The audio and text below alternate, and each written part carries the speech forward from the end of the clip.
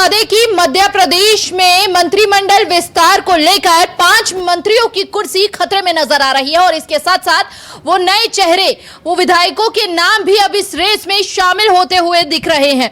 दरअसल सरकार की परफॉर्मेंस रिपोर्ट में कमजोर पाए गए कुछ मंत्री बने भी रहे तो बदले जा सकते हैं विभाग। और कर्नल सोफिया कुरैशी मामले में घिरे मंत्री विजय शाह भी है, नाम इनका शामिल इसमें संतोषजनक नहीं पाया गया। वन राज्य मंत्री दिलीप अहिरवार का कामकाज जाति प्रमाण पत्र मामले में घिरी हुई है राज्य मंत्री प्रतिमा बागरी। इसके साथ राज्य मंत्री राधा सिंह के काम से भी सरकार खुश नहीं नजर आ रही है। कृषि मंत्री एंदल सिंह कसाना के बयान बन सकते हैं माइनस पॉइंट।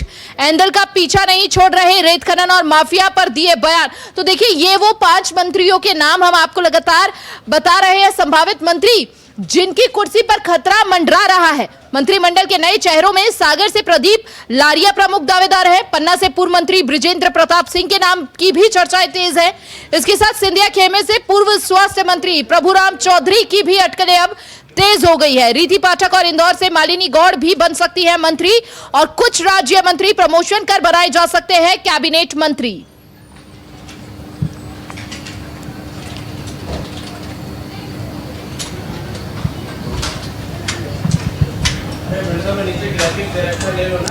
और ज्यादा जानकारी के लिए संवाददाता शब्बीर अहमद हमारे साथ जुड़ चुके हैं। शब्बीर, क्या वाकई खराब परफॉर्मेंस वाले मंत्रियों की कुर्सी खतरे में है और जो बयानबाजी मंत्रियों ने की है उसकी कीमत चुकाने का समय शायद अब लग रहा है?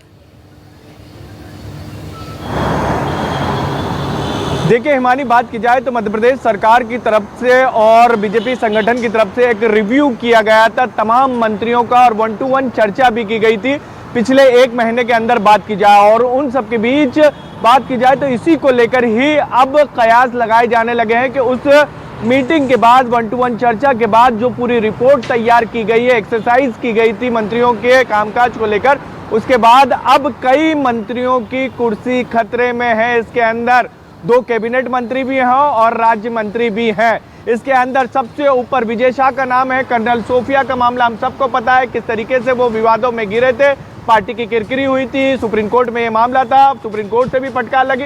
और इन सब के बीच ये कयास लगाए जा रहे हैं कि जल्द से जल्द मध्य प्रदेश में जब भी मंत्रिमंडल विस्तार होगा सबसे पहले विजय शाह की कुर्सी पर ही इसका असर पड़ता हुआ नजर आएगा, यानी वो मोहन कैबिनेट से बाहर होते हुए नजर आएंगे। और जितने भी मंत्री हैं, चाहे कैबिनेट मंत्री की बात करें या राज्य मंत्री की बात करें, इनके परफॉर्मेंस के साथ साथ इनके जो बयान हैं वो इनके लिए मुसीबत बनते हुए नजर आ रहे हैं। एंदल सिंह कसाना की तरफ से ये कहा गया था जो वहां पर माफिया थे, रेत माफिया था, कि वो पेट माफिया है, रेत माफिया नहीं है। इसको लेकर सवाल उठे थे। इसके अलावा बात करें दिलीप अहिरवार जो मध्य प्रदेश के वन राज्य मंत्री हैं, इनके कामकाज से सरकार खुश नहीं है। प्रतिमा बागरी, हम सबको पता है कि कांग्रेस उनकी जाति को लेकर मामला उठा रही है, वो एससी वर्ग से नहीं आती है।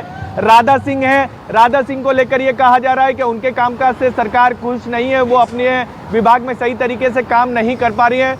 ये 5 मंत्री है जिनको लेकर कयास लगाया जा रहा है कि आने वाले मंत्रिमंडल विस्तार होगा तो इन नामों की छुट्टी हो सकती है। लेकिन सवाल सबसे महत्वपूर्ण ये है कि किसको जगह मिलेगी, क्या नए चेहरों को कैबिनेट में जगह मिलेगी अगर इन नामों को हटाया जाता है, मंत्रिमंडल विस्तार होता है, या फिर पुराने चेहरे वापस से रिपीट होते हुए हिमानी नजर आएंगे। तो कई नाम हैं और सबसे महत्वपूर्ण चीज है बीजेपी की तरफ से जो एक्सरसाइज की जा रही, जो सोर्सेज बता रहे हैं कि महिला के कोटे में महिला को ही एंट्री मिलेगी कैबिनेट के अंदर। जिस जाति से कैबिनेट मंत्री या राज्य मंत्री हटाया जाएगा उस जाति से ही अगला कैबिनेट मंत्री या राज्य मंत्री बनाया जाएगा, यानी जातिगत संतुलन और सामाजिक संतुलन बनाने की कोशिश पहले से ही कर ली गई है। और इन सब के बीच बात की जाए, इसके अलावा बात की जाए किन किन के नाम चल रहे हैं, जैसे सागर से भूपेंद्र सिंह, बेहद अहम हो जाएगा, प्रदीप लारिया जिसका भी आप जिक्र कर रहे थे। आप बने रहिए शब्बीर, आपसे आगे भी खबरों में हम अपडेट लेते रहेंगे। और यहाँ पर देखिए सियासी हलचल तेज होती हुई नजर आ रही है। हमारे सहयोगी ग्राउंड जीरो से विस्तार पूर्वक जानकारी भी साझा कर रहे थे।